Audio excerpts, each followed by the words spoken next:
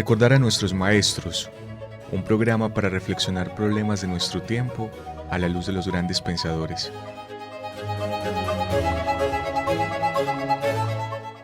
Dirección: Carlos Mario González, profesor de la Universidad Nacional de Colombia, sede Medellín.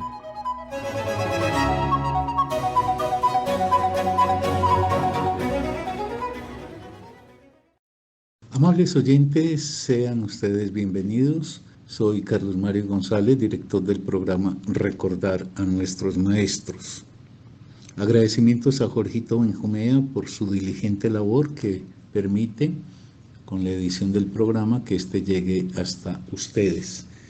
Este programa se transmite por la emisora de la Universidad Nacional, UN Radio, sede Medellín, en los 100.4 del FM. Y luego se puede seguir a través de las redes sociales de la Biblioteca Franz Kafka. Ustedes pueden buscarla simplemente poniendo Biblioteca Franz Kafka, y a través de YouTube, Facebook, Instagram pueden no solamente seguir este programa, sino las actividades distintas que adelantamos. Igualmente, si tienen deseos de comunicarse con nosotros para preguntarnos algo o comentar algo, lo pueden hacer a través de nuestro correo, todo con minúscula y seguido, bibliotecafranzkafka@gmail.com. Recuerden, Franz con Z y Kafka ambas con K. Hoy queremos plantearnos un par de asuntos, concebir un par de programas en relación a un proyecto en el que nos hemos embarcado en la BFK, en la Fundación Biblioteca Franz Kafka, y es que queremos conmemorar, y para ese efecto hemos constituido un grupo de lectura que a través de WhatsApp adelantará la labor. Queremos conmemorar que entre este año y el próximo año, 4 grandes autores, figuras referenciales y decisivas de la gran literatura, están en un cumpleaños especial relacionado con su muerte. El 6 de julio de 1893, o sea, este año se cumplen los 130 años, murió Guy de Maupassant. El 3 de junio de 1924, por ende el próximo año estaremos cumpliendo los 100 años de su fallecimiento, nos dejó Franz Kafka. Anton Chekhov, el 15 de julio de 1904 desapareció, con lo cual estamos completando 120 años de la partida de Chekhov. Y Edgar Allan Poe, el 7 de octubre de 1849, estará cumpliendo 175 años de fallecido. Esos 4 nombres representan 4 cúspides de la literatura del mundo, y muy en particular de la que está relacionada con la cuentística. Nosotros hemos querido rescatar el valor de estos pensadores, y a ese efecto hemos constituido, como dije, un grupo de estudio que lleva por nombre Kafka Inolvidable, Inolvidable Chekhov, grupo al que están invitados todos los oyentes que quieran integrarse. Es un grupo de libre acceso y sin costo ninguno. Hemos querido con este grupo, reitero, llamado Kafka Inolvidable, Inolvidable Chekhov, en donde integraremos también en el mes de julio la recordación de Maupassant, julio de este año, y el próximo año en octubre, todo ese mes estará dedicado a Edgar Allan Poe. El resto del tiempo estaremos aplicados a rastrear cuentos de tanto Chekhov como de Kafka. Ahora, que nosotros resaltemos la importancia de estas 4 figuras de la cuentística universal no quiere decir que desconozcamos que existen también, por ejemplo, grandes cuentistas en América Latina. Bastaría uno evocar nombres como Rulfo o Monterroso, Onetti, Arreola, Donoso, Borges, Cortázar, etc. También es menester decir que tenemos muy presente la valía de las grandes escritoras que nos han regalado también su cuentística, tanto europeas como Emilia Pardo Bazán, Catherine Mansfield, Margarita Yourcenar, o de otras geografías, Doris Lessing, Marguerite Duras, Flannery O'Connor, Toni Morrison, Margaret Atwood, Joyce Carol, Alice Munro, Dorothy Parker, en fin, la lista es tan larga por fortuna.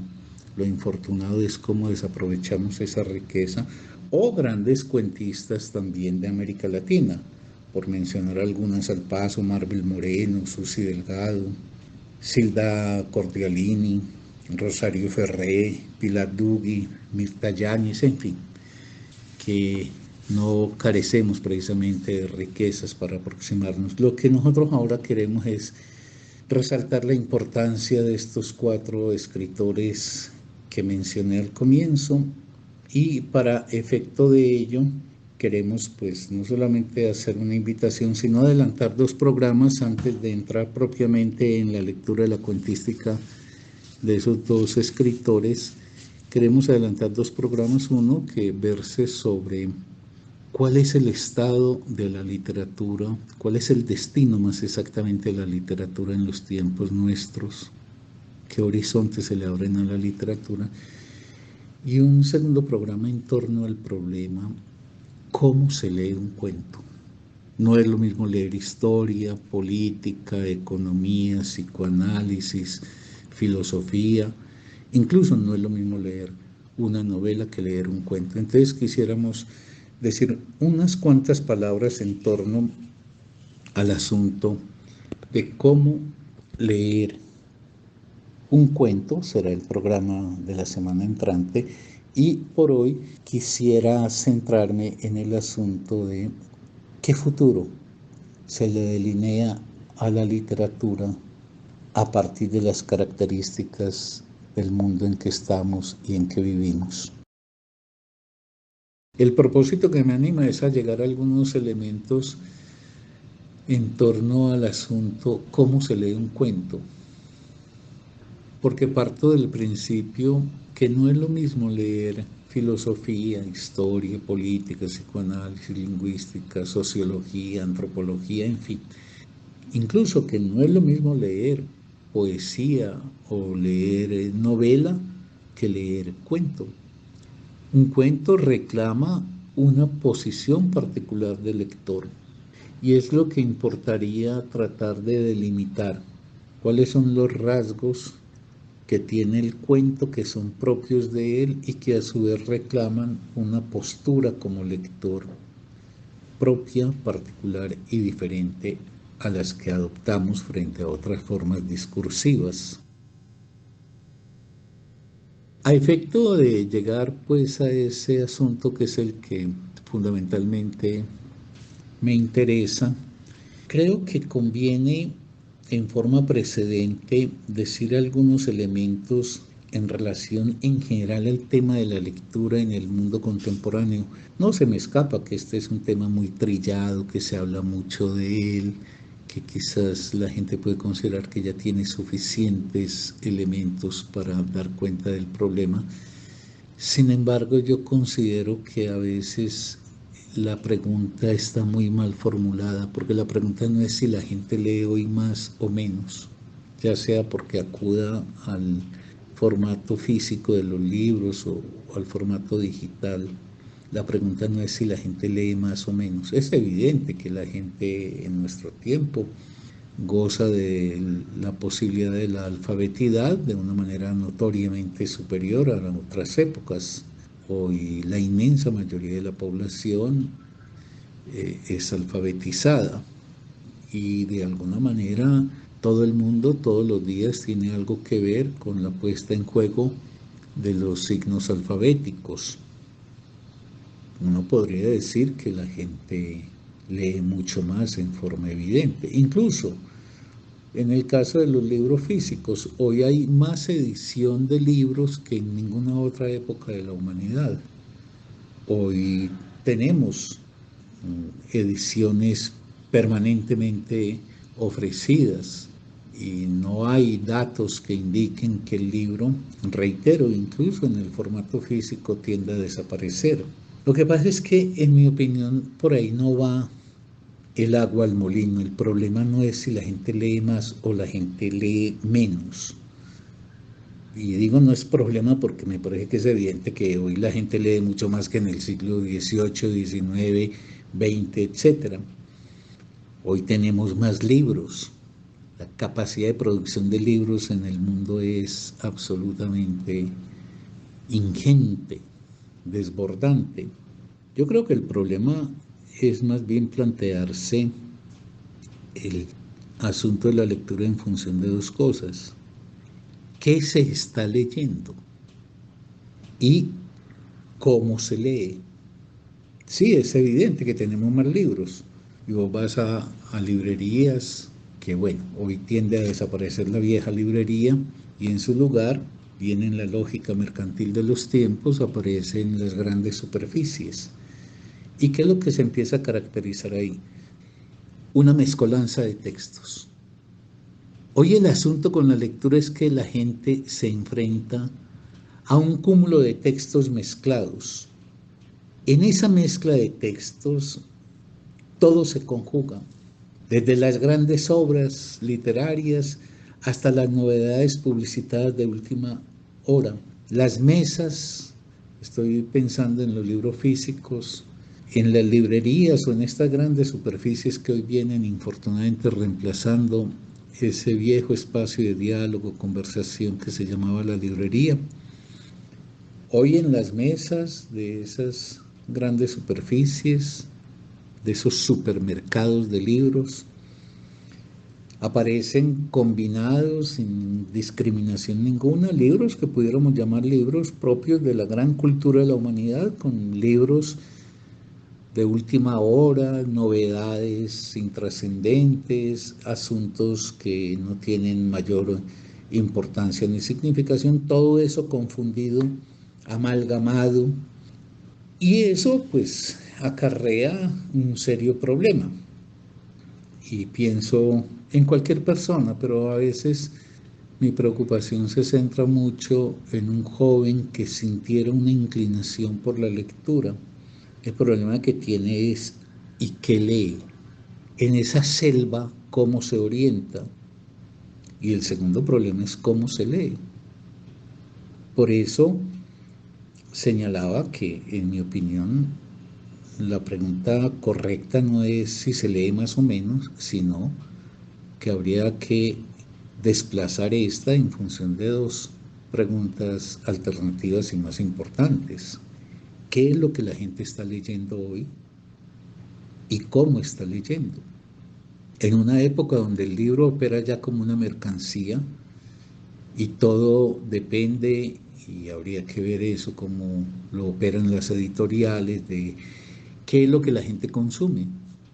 Entonces la crisis con la lectura, el peligro que se cierne sobre la lectura, no es el recurso a la alfabetidad y la implementación de esta, sino cuáles son los criterios que le permiten a alguien orientarse en esta selva frondosa de libros que se ofrecen de títulos de todo tipo y pelambre para poder encontrar aquello que realmente sea potenciador y cultivador de su espíritu, y de otro lado, cómo se lee.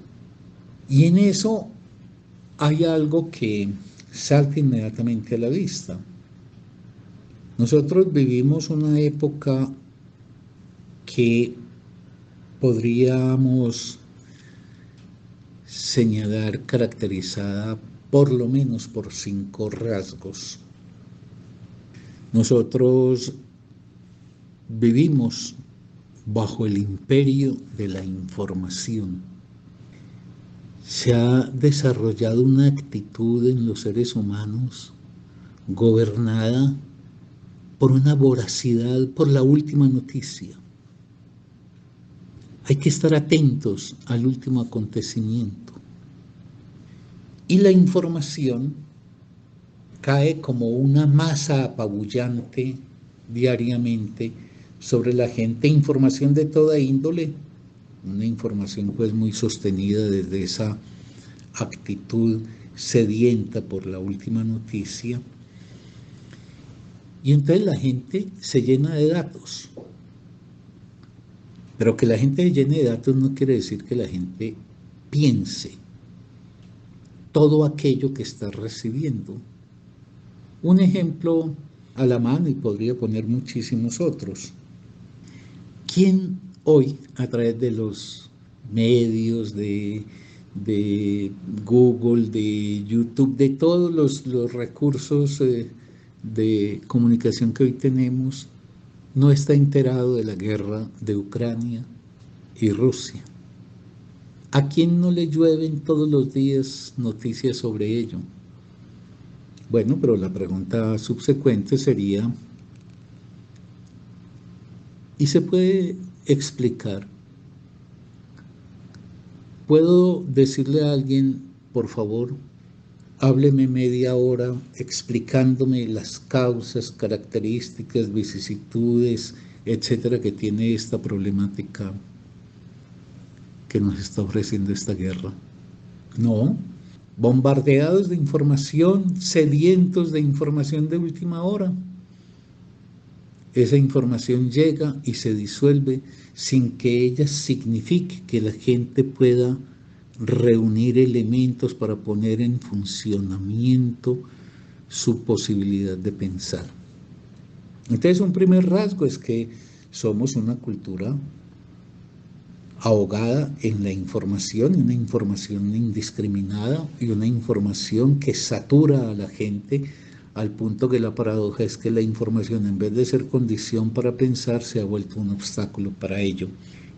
En segundo lugar, es una época que, por el vacío existencial que gobierna las vidas, por el sinsentido que tienen muchas veces las relaciones, por ejemplo, familiares, personales, las relaciones laborales, es una época de una angustia que gira en torno al vacío existencial que hoy caracteriza en general la construcción y configuración de la vida y de la existencia de la gente.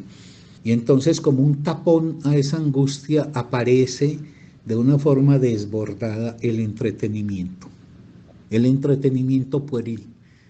La gente accede a las cosas no porque las cosas estén calibradas como elementos que pueden ser muy importantes y significativos en la construcción de su existencia, sino porque eso le permite olvidarse de sí mismo y del mundo. Y es el sentido del entretenimiento improductivo, del ocio improductivo que hoy pesa sobre la humanidad contemporánea.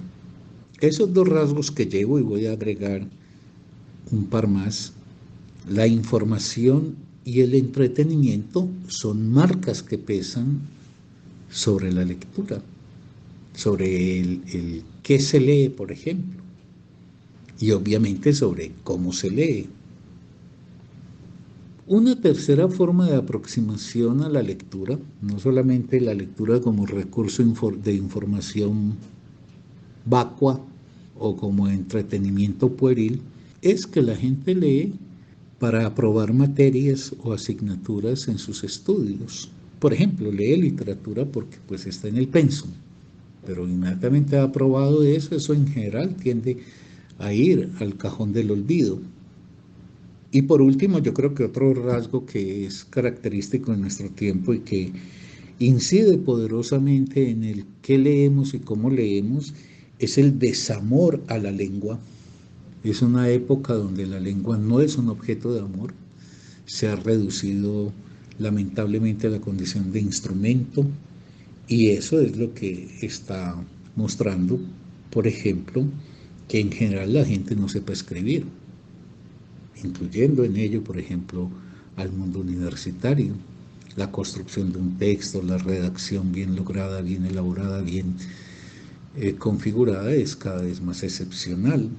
Entonces la gente no solamente no sabe escribir porque desatiende la lengua, porque la lengua no es un objeto que en la educación se haya enseñado a amarla, a atenderla, a hacer aplicados con ella, cuidadosos con ella, sino que obviamente en ese desamor por la lengua se produce como consecuencia que la gente no es capaz de gozar de un texto exigente. Entonces, ese hecho de que la lengua no sea el maravilloso misterio que puede suscitarnos una concentración amorosa sobre ella, hace que todo texto que vaya más allá de lo que se diga de forma inmediata y simple esté excluido del horizonte de lectura de la gente. Entonces, prevalecencia de una información vacua, entretenimiento pueril, aplicación para aprobar asignaturas y desamor a la lengua, pues son el caldo de cultivo en donde no puede pelechar, obviamente, una relación exigente con la lectura que permita que la lectura sea un recurso fundamental de desarrollo de una inteligencia que capta cada vez mejor y de forma más compleja el mundo, de un conocimiento que tiene más elementos para dar cuenta explicativamente de él, y cuando digo el mundo es el conjunto de la vida, donde está incluido obviamente todo lo que tiene que ver con nuestras relaciones sociales y humanas, y obviamente es deficitaria respecto a la producción del pensamiento. Por eso se puede producir la paradojal situación de que la gente más informada es más esclava y más impotente, por ejemplo, para poder configurar un pensamiento propio, cosa que se suele confundir con la opinión inmediata, opinión sin fundamento, que se ha relevado, se ha exaltado como si tuviese la primacía sobre cualquier exigencia y rigurosidad. A eso, pues entonces se le corresponde que ese tipo de hombre y de mujer que hoy configuramos, pues está atravesado por una prisa, por una rapidez, porque no se puede permanecer en nada, y es obvio que nunca se podrá pensar nada si uno no puede detenerse sobre ello. Y esa prisa viene acompañada pues del reclamo del facilismo, de que las cosas sean fáciles, digeribles, etcétera, etcétera. Todo ello nos conduciría a una pregunta seguramente muy importante, y es: ¿dónde se forman hoy los buenos lectores? A ver, ¿dónde están formándose? Y estoy circunscrito al ámbito de la literatura y en particular de la cuentística. ¿Dónde se forman los buenos lectores de la cuentística? No se forman en la escuela, porque en la escuela el concepto de asignatura, evaluación, deber, sin corresponderse con una pregunta del estudiante, es más bien un verdadero cementerio de los espíritus que pudiesen potencialmente aproximarse a la literatura. Y está el gran lío de que por sí mismos tampoco, porque uno necesita tener maestros. Es que esta época también se caracteriza porque ha devaluado la figura del maestro. Este sería todo un tema para desarrollar, pero en ausencia de los maestros no tenemos los caminos de un aprendizaje que nos permita ir encontrando brújulas de orientación para desenvolvernos en esta marejada de textos y de formas discursivas que se nos presentan. No tener maestros es haber perdido también las referencias ejemplarizantes de cómo leer, por ejemplo, y sobre todo también qué leer. El maestro que en un momento justo de la vida supo poner en manos de uno un libro que a partir de él se marcó un derrotero nuevo para la existencia de uno. En fin, son asuntos que serían necesarios de ser examinados con más detalle, pero que yo hoy lo que quería era plantear que estamos ante el problema de grave en relación a la lectura, no de si la gente lee más o menos, sino de qué es lo que la gente está leyendo, qué es lo que se le pone a la gente en las manos, y sobre todo cómo está leyendo la gente. Por eso es tan necesario, y es uno de los esfuerzos que queremos hacer con promover la lectura de Maupassant, de Kafka, de Chekhov y de Poe inicialmente, es, por qué no decirlo así, ser militantes de la lectura. Militar a favor de la lectura como recurso potenciador de la inteligencia, del entendimiento, de la capacidad de crítica e incluso de rebeldía del ser humano. Es ser militantes de la lectura y promover en la gente no solamente qué puede encontrar en esa inmensidad de ese caudal de textos que le ofrecen, cuáles son los textos que podrían serle decisivos y en todo caso imprescindibles, sino también militar a favor de transmitirle a la gente cómo leer apropiadamente, cómo poder hacer uso de su capacidad de aplicación a un texto para que éste redunde en los mejores frutos posibles para la persona. Y en fin, es ser militantes a favor de algo que nuestra cultura está perdiendo y que es gravísimo, y es el amor al lenguaje, amar la lengua en sus expresiones, no solamente orales, sino en sus expresiones escritas. Bueno, amables oyentes, hasta aquí el programa del día de hoy. Espero que les haya suscitado algún interés y que los anime para acompañarme en la próxima emisión, cuando estaré abordando el asunto cómo leer un cuento. ¿Cuáles son las características específicas que reclama una apropiada lectura del cuento?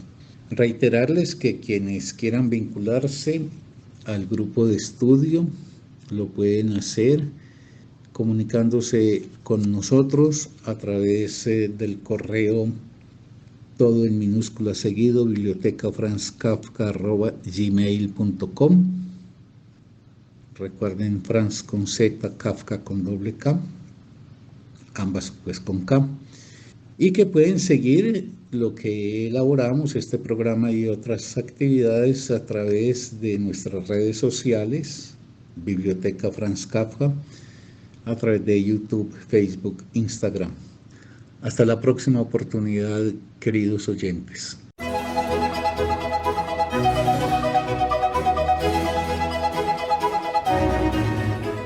Recordar a nuestros maestros, un programa para reflexionar problemas de nuestro tiempo a la luz de los grandes pensadores.